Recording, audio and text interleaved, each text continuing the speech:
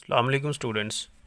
Hope you all are fine. आज हम लोग इंडेफिनिट टेंसेस जो पैसिव वॉइस हैं, इंडेफिनिट टेंसेस पैसिव वॉइस वो पढ़ेंगे, जिसमें पास्ट, प्रेजेंट, पास्ट और फ्यूचर टेंसेस इसमें हम कवर करेंगे इस वीडियो में। ठीक है, यानी प्रेजेंट, पास्ट और फ्यूचर के जो इंडेफिनिट टेंसेस हैं पैसिव वॉइस के, इन तीनों को हम आज कवर करेंगे। हो सकता है वीडियो थोड़ी सी लंबी हो जाए, लेकिन आप एंड तक इस वीडियो को देखें अगर आपने ये तीनों टेंसेस को मुकम्मल समझना है तो।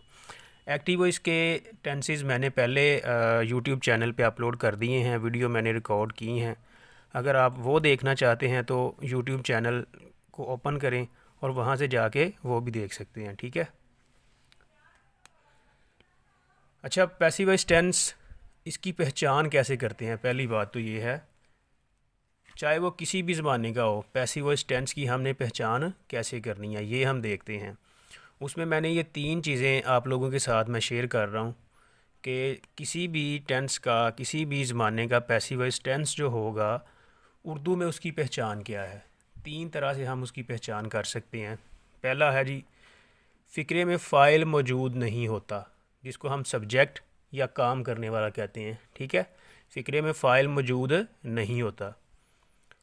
नंबर दो, अक्सर फ़िक्रात में जाना की शक्ल होती है। जाना की शक्ल मतलब जाना, जाती, जाते वगैरह। ठीक है, लेकिन इसका तर्जमा गो की किसी शक्ल में नहीं होता। यानी फ़िक्रे में पैसिव वॉइस में जाना, जाती, जाते वगैरह आता है, लेकिन गो, वेंट या गॉन में इसका तर्जमा नहीं किया जाता। ये दूसरी निशानी है पैसिव वॉइस टेंस की, चाहे वो किसी भी ज़माने का हो। तीसरा है जी, फ़िक्रा पढ़ें और लफ्ज़ कौन का इस्तेमाल करते हुए अगर फ़िक्रा में काम करने वाला मौजूद ना हो तो ऐसा फ़िक्रा पैसिव वॉइस का होगा। ठीक है, यानी हम खुद से सवाल करेंगे, अगर कौन लफ्ज़ का इस्तेमाल करते हुए हम पूछेंगे कौन काम कर रहा है, अगर फ़िक्रे में वो मौजूद है तो फ़िक्रा एक्टिव वॉइस का होगा। अगर वो मौजूद काम करने वाला या फ़ाइल नहीं है तो फ़िक्रा पैसिव वॉइस का होगा। मिसाल से ये चीज़ समझते हैं। पहले हमने सिर्फ पहचान इसकी की, तीन तरह से इसकी पहचान हम करते हैं। फ़ाइल मौजूद नहीं होता, लफ्ज़ गो जाना की शक्ल होती है, लेकिन इसका तर्जमा गो, वेंट, गॉन में नहीं हो रहा होता। और तीसरा, जब फ़िक्रा हम पढ़ते हैं तो हम सवाल करते हैं खुद से कि कौन काम कर रहा है, कौन काम करने वाला है। तो उसमें अगर फ़ाइल मौजूद ना हो तो ऐसा फ़िक्रा पैसिव वॉइस का होगा। यहाँ एक जुमला मैंने जुमले लिखे हुए हैं। ठीक है, आज हम लोग इंडेफिनिट टेंसेस पे फोकस करेंगे। पहला जुमला, हमें सज़ा दी जाती है। हमें सज़ा दी जाती है, ये प्रेजेंट इंडेफिनिट का फ़िक्र है। Present indefinite. अब देखते हैं इसमें फ़ाइल मौजूद है या नहीं है। इसमें फ़ाइल मौजूद ही कोई नहीं, हमें सज़ा दी जाती है। सवाल हम खुद से करते हैं, कौन सवाल देता है हमें सज़ा? तो इल्म नहीं है कि कौन दे रहा है। ये फ़िक्रा पैसिव वॉइस का है। इसी तरह हमें सज़ा दी जाती थी, ये पास्ट इंडेफिनिट पैसिव वॉइस का फ़िक्र है। पास्ट इंडेफिनिट पैसिव वॉइस का। यहाँ भी हम देख रहे हैं कि इसमें भी एग्ज़ाम्पल मैंने एक ही लिखी है और तीनों ज़मानों में उसको मैंने फ़िट कर दिया है। ठीक है, सिर्फ हेल्पिंग वर्ब हम चेंज करेंगे जब हमने इनकी ट्रांसलेशन करनी है। तो हमें कोई पता नहीं, कोई इल्म नहीं है कि सज़ा कौन दे रहा है, तो इसलिए ये पैसिव वॉइस का फ़िक्र है। ठीक है, ये आ जाएगा पास्ट इंडेफिनिट का पैसिव वॉइस, ये प्रेजेंट इंडेफिनिट का पैसिव वॉइस, और ये फ्यूचर इंडेफिनिट का पैसिव वॉइस। हमें सज़ा दी जाएगी, हमें सज़ा दी जाएगी। तो इन तीनों चीज़ों को आप देख लें कि इसमें कोई भी जो है हमने पहचान पड़ी है वो इसमें मौजूद नहीं है। दूसरा फ़िक्रा है, आम खाया जाता है। आम खाया जाता है, फ़ाइल मौजूद नहीं है। कौन खा रहा है काम, कौन खा रहा है आम, तो हमें इल्म नहीं। तो ये फ़िक्रा पैसिव वॉइस का है। ये प्रेजेंट इंडेफिनिट का पैसिव वॉइस है। आम खाया जाता था, ये पास्ट इंडेफिनिट का पैसिव वॉइस होगा, और ये फ्यूचर इंडेफिनिट का पैसिव वॉइस, आम खाया जाएगा। ठीक है, इसी तरह अगली एग्ज़ाम्पल, अगली मिसाल है, सारी इमारत गिरा दी जाती है।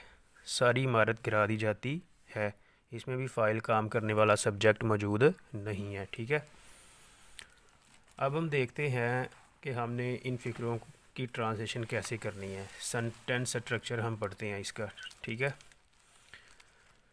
सबसे पहले हम ऑब्जेक्ट इस्तेमाल करेंगे, फिर ज़माने के हिसाब से अगर प्रेजेंट है तो फिर हम इज़ एम आर का इस्तेमाल करेंगे प्रेजेंट के लिए, ठीक है। और आगे थर्ड फॉर्म। ये चीज़ याद रखने वाली है कि तमाम पैसिव वॉइस के ज़मानों यानी टेंसेस में वर्ब की थर्ड फॉर्म लगाते हैं। वर्ब की थर्ड फॉर्म लगाते हैं। इसमें थर्ड फॉर्म ही आएगी तमाम ज़मानों में, ठीक है। एक्टिव वॉइस में तो बदलती रहती है ना, कभी फर्स्ट, कभी सेकंड, कभी आईएनजी वाली, कभी थर्ड, इस तरह। तो इसमें सिर्फ हम थर्ड फॉर्म इस्तेमाल करेंगे। हेल्पिंग वर्ब चेंज करने से ज़माना चेंज हो जाएगा। तो ये मैंने सेंटेंस स्ट्रक्चर लिखा प्रेजेंट इंडेफिनिट टेंस के पैसिव वॉइस का। सबसे पहले हम ऑब्जेक्ट, फिर हेल्पिंग वर्ब लगाएंगे फाइल को देखते हुए, और फिर थर्ड फॉर्म लगाएंगे। हमने यहाँ पे लिखते हैं आम खाया जाता है, ठीक है। निशानी इसमें क्या आ रही है, ता है, ती है, ते हैं वगैरह आता है, ठीक है। लेकिन इसमें फ़ाइल मौजूद नहीं होता। उर्दू में पहचान क्या है, ता है, ती है, ते है वगैरह आता है, ठीक है। तो ऑब्जेक्ट लिखेंगे पहले, मैंगो इज़, इस स्ट्रक्चर को हमने फॉलो करना है। मैंगो इज़ ईटन, ठीक है, पॉजिटिव का जुमला है। नेगेटिव जुमले के लिए हम हेल्पिंग वर्ब के बाद नोट लगाते हैं। नेगेटिव के लिए क्या करते हैं, हेल्पिंग वर्ब के बाद नोट लगाते हैं, ठीक है। मैंगो इज़ नॉट ईटन, ठीक है जी। सवालिया के लिए हम क्या करते हैं, हेल्पिंग वर्ब को फ़िक्रा के शुरू में लिखते हैं, ठीक है जी। तो ये कौन सा टेंस हम कर रहे हैं, प्रेजेंट इंडेफिनिट का पैसिव वॉइस। सवालिया कैसे हमने बनाना है, हेल्पिंग वर्ब को फ़िक्रा के शुरू में लिखते हैं। Is mango eaten, third form साहब में आएगी एंड पे सवालिया निशान, ठीक है। तो ये तीन स्ट्रक्चर हमारे पास आ गए, पॉजिटिव का, नेगेटिव का और सवालिया का। जो भी टेंस हमने करना है पैसिव वॉइस का, तो हेल्पिंग वर्ब के बाद हम नॉट लगाते हैं, और सवालिया बनाने के लिए हेल्पिंग वर्ब को फ़िक्रा के शुरू में लिखते हैं। सेंटेंस स्ट्रक्चर हमने पढ़ा, सबसे पहले ऑब्जेक्ट, फिर हेल्पिंग वर्ब, फिर थर्ड फॉर्म। फिर हमने इसके तीनों सीक्वेंस पढ़ लिए, पॉजिटिव, नेगेटिव और सवालिया, ठीक है। दूसरा फ़िक्रा है, सारी इमारत गिरा दी जाती है। The hall building is pulled down. The hall building is pulled down, ठीक है। ये पॉजिटिव का जुमला है। पहले हमने ऑब्जेक्ट लगाया, फिर हेल्पिंग वर्ब, उसके बाद हमने थर्ड फॉर्म लगाई, पॉजिटिव का जुमला। नेगेटिव कैसे बनाएंगे, हेल्पिंग वर्ब के बाद नोट लगाएंगे। ऊपर मैंने ये बता दिया है, सवालिया का भी बताया हुआ है। The whole building is not pulled down. सवालिया कैसे बनाएंगे, हेल्पिंग वर्ब को फ़िक्रा के शुरू में ले आएंगे। Is the whole building is the whole build is the whole building pulled down। ठीक है। अच्छा, अगर हमने इसका पास्ट इंडेफिनिट का पैसिव वॉइस बनाना है ना, तो हमने सिर्फ हेल्पिंग वर्ब को चेंज करना है। यहाँ पे पास्ट इंडेफिनिट का हेल्पिंग वर्ब चेंज करना है। अच्छा, एक और चीज़ है कि तमाम कंटिन्यूज़ एक्टिव वॉइस कंटिन्यूज़ में जो हेल्पिंग वर्ब इस्तेमाल किए जाते हैं ना, इंडेफिनिट के पैसिव वॉइस बनाने के लिए हम कंटिन्यूज़ के जितने भी हेल्पिंग वर्ब हैं यहाँ पे ले जाते हैं इंडेफिनिट टेंस बनाने के लिए। यानी प्रेजेंट कंटिन्यूज़ में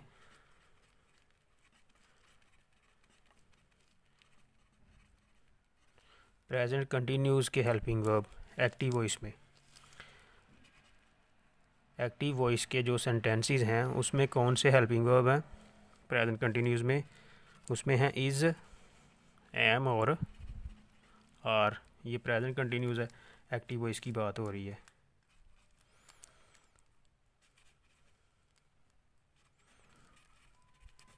पास कंटिन्यूज़ एक्टिव वॉइस के जो हेल्पिंग वर्ब हैं वो हैं वाज और वर। ठीक है। इसी तरह फ्यूचर कंटिन्यूस के जो हेल्पिंग वर्ब हैं एक्टिव वॉइस के वो हैं विल, बी और शैल बी। ठीक है। तो ये हेल्पिंग वर्ब हैं। अगर हमने फ़िक्रा पैसिव वॉइस बनाना है, प्रेजेंट, पास्ट और फ्यूचर का पैसिव वॉइस फ़िक्रा बनाना है, तो तमाम कंटिन्यूस टेंसेस के जो हेल्पिंग वर्ब हैं हमारे पास यहाँ पे जो हमने लिखे हैं, इनको हम उन टेंसेस में इस्तेमाल करेंगे और थर्ड फॉर्म साथ इस्तेमाल करते हुए फ़िक्रा बनाएंगे। ठीक है जी। आगे हम देखते हैं पास्ट इंडेफिनिट पैसिव वॉइस की मिसाल। पास्ट इंडेफिनिट पैसिव वॉइस की मिसाल आगे देखते हैं। वही फ़िक्रा दोबारा लिख लेते हैं। सेंटेंस स्ट्रक्चर मैंने सब बता दिया कि सबसे पहले हम ऑब्जेक्ट इस्तेमाल करेंगे, फिर अब हम पास्ट इंडेफिनिट का जो पैसिव वॉइस है वो पढ़ना है। तो यहाँ पे हेल्पिंग वर्ब वाज और वर आएगा, फिर थर्ड फॉर्म ऑफ वर्ब। आपने पीछे फ़िक्रा पढ़ा था आम खाया जाता है। अब यहाँ पे हमने पास्ट इंडेफिनिट का पैसिव वॉइस करना है, तो फ़िक्रा बनेगा आम खाया जाता था। उर्दू में पहचान वही है, ता, था, ती, थी, ते, थे। ठीक है। Mango was eaten, mango was eaten. तो नेगेटिव कैसे बनाना है हमने? जैसे हमने प्रेजेंट इंडेफिनिट पैसिव वॉइस का बनाया था, यानी हेल्पिंग वर्ब के बाद नोट लगाना है। ये हमारे पास हेल्पिंग वर्ब है, इसके बाद हम नोट लगाएंगे और फ़िक्रा पॉजिटिव का बन जाएगा। Mango was not eaten. सवालिया कैसे बनाएंगे? इसी हेल्पिंग वर्ब को फ़िक्रे के शुरू में लिख देंगे, मैंगो वॉज मैंगो ईटन। तो तीनों स्ट्रक्चर हमारे पास आ गए, पॉजिटिव, नेगेटिव और इंटेरोगेटिव। ठीक है। दूसरी एग्जांपल थी सारी इमारत गिरा दी जाती थी। सारी इमारत गिरा दी जाती थी। तो इसके पहचान क्या है उर्दू की? ता, था, ती, थी और ते थे।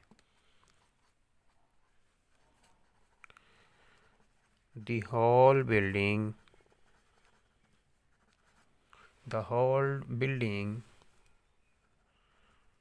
was pulled down। यहाँ पे हम नेगेटिव बनाने के लिए नॉट हेल्पिंग वर्ब के बाद लगाएंगे।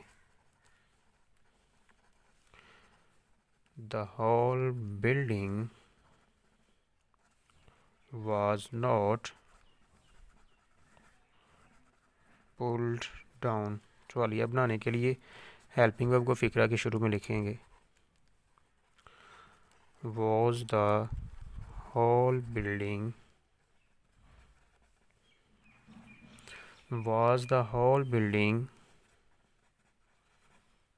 pulled down? सवालिया निशान एंड पे लगाएंगे।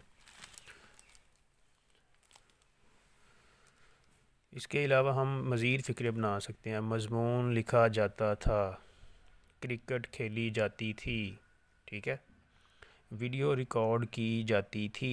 तो ये सारे फ़िक्रे पास्ट इंडेफिनिट पैसिव वॉइस के होंगे, ठीक है।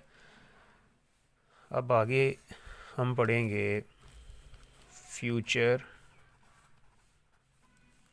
Indefinite passive voice. Future indefinite passive voice, इसका स्ट्रक्चर भी सेम ही है, यही वाला स्ट्रक्चर इस्तेमाल करेंगे, सिर्फ हेल्पिंग वर्ब को हमने यहाँ पे चेंज करना है, जो कि विल बी और शैल बी, इसकी जगह पे हमने लगा देना है। बाकी सारा हमने वैसे ही स्ट्रक्चर रखना है। यहाँ पे था आम खाया जाता था, तो यहाँ पे है आम खाया जाएगा। पॉजिटिव का जुमला mango will be eaten, positive का। नेगेटिव कैसे बनाएंगे? हेल्पिंग वर्ब के बाद नोट लगाना है। अब यहाँ पे हेल्पिंग वर्ब दो आ रहे हैं, तो पहले के बाद जो भी टेंस हो, एक्टिव वॉइस का, पैसिव वॉइस का, एक से ज़्यादा हेल्पिंग वर्ब आने की सूरत में हम पहले लफ्ज़ के बाद हम नोट लिखते हैं। यहाँ पे आएगा mango will not be eaten. तो ये नेगेटिव का सवालिया कैसे बनाएंगे? जिस तरह हम पहले के बाद नोट लगाएंगे, सिर्फ पहले को हम सवालिया बनाने के लिए, चाहे फिक्र एक्टिव वॉइस का हो या पैसिव वॉइस का, सिर्फ एक हेल्पिंग वर्ब को हम शुरू में लेके आते हैं। विल मैंगो बी ईटन, आगे सवालिया निशान आ जाएगा, ठीक है जी। तो ये 3 टेंसेस आज हमने कवर किए हैं। कौन कौन से किए हैं? Present, past, future. यहाँ पे थोड़ी इसकी समरी कर लेते हैं। ये तीनों हमने इंडेफिनिट टेंसेस पढ़े हैं। Indefinite tenses. अच्छा, प्रेजेंट में जो उर्दू पहचान है, जाता है, जाती है, जाते हैं, ठीक है। तो पास्ट में क्या आएगा? जाता था, जाती थी और जाते थे। फ्यूचर में क्या आएगा? जाएगा, जाएगी और जाएंगे, ठीक है। उर्दू में ये पहचान है। अब देखते हैं हेल्पिंग वर्ब कौन कौन सा आना है। ये दोबारा मैं थोड़ी सी समरी आपके सामने कर देता हूँ ताकि आपके लिए आसानी रहे और चीज़ें दोबारा हम देख सकें। इसमें जो प्रेजेंट इंडेफिनिट में हेल्पिंग वर्ब इस्तेमाल होते हैं ना, प्रेजेंट इंडेफिनिट में जो हेल्पिंग वर्ब इस्तेमाल होते हैं वो कौन कौन से हैं जी? वो हैं इज़, एम और आर। ये प्रेजेंट इंडेफिनिट के हेल्पिंग वर्ब हैं पैसिव वॉइस के लिए। अब देखते हैं पास्ट इंडेफिनिट में पैसिव हेल्पिंग वर्ब कौन से आते हैं। वो हैं वाज और वर। पास्ट इंडेफिनिट पैसिव वॉइस के helping verb. Future indefinite passive voice के हेल्पिंग वर्ब कौन से होंगे जी? विल बी और शैल बी, ठीक है। इंडेफिनिट के जितने भी टेंसेस हैं, ये बात हमने याद रखी ही है, तमाम पैसिव वॉइस ज़मानों में यानी टेंसेस में थर्ड फॉर्म लगाते हैं या इस्तेमाल करते हैं। थर्ड फॉर्म हमने लगानी है। स्ट्रक्चर हमने देखा था, सबसे पहले हमने ऑब्जेक्ट लगाना है, फिर हेल्पिंग वर्ब लगाएंगे ज़माने को देखते हुए। प्रेजेंट में था इज़, एम और are plus third form of verb थी, ठीक है। पास इंडेफिनिट के पैसिव वॉइस में हेल्पिंग वर्ब सिर्फ हमने चेंज करना है, बाकी स्ट्रक्चर वही रखेगा। तो वो था हमारे पास हेल्पिंग वर्ब वाज और वर। फ्यूचर में हमारे पास हेल्पिंग वर्ब थे विल बी और शैल बी, ठीक है। अगर फ़िक्रा प्रेजेंट का है तो ये स्ट्रक्चर को फॉलो करना है पॉजिटिव के लिए। अगर फ़िक्रा पास्ट का है तो ये स्ट्रक्चर फॉलो करेंगे, अगर फ्यूचर का है तो ये स्ट्रक्चर फॉलो करेंगे, ठीक है। और मैंने मनफी और सवालिया बनाने का तरीका भी बता दिया है। ये पॉजिटिव के जुमलों में ये स्ट्रक्चर इस्तेमाल करना, नेगेटिव में हम हेल्पिंग वर्ब के बाद नोट इस्तेमाल करेंगे, और सवालिया में क्या करेंगे, हेल्पिंग वर्ब को फ़िक्रे के शुरू में लिख देंगे। अच्छा, वीडियो थोड़ी लंबी हो गई है तो मैंने दोबारा ये समरी भी पेश कर दिया आपके सामने। मज़ीद फ़िक्रे आप लोग लिखें ख़ुद से अपने पास से और उनकी ट्रांजिशन करने की कोशिश करें। अगर किसी चीज़ की समझ ना आए तो आप लोग कमेंट सेक्शन में पूछ सकते हैं। Thanks for watching video. अल्लाह हाफिज़।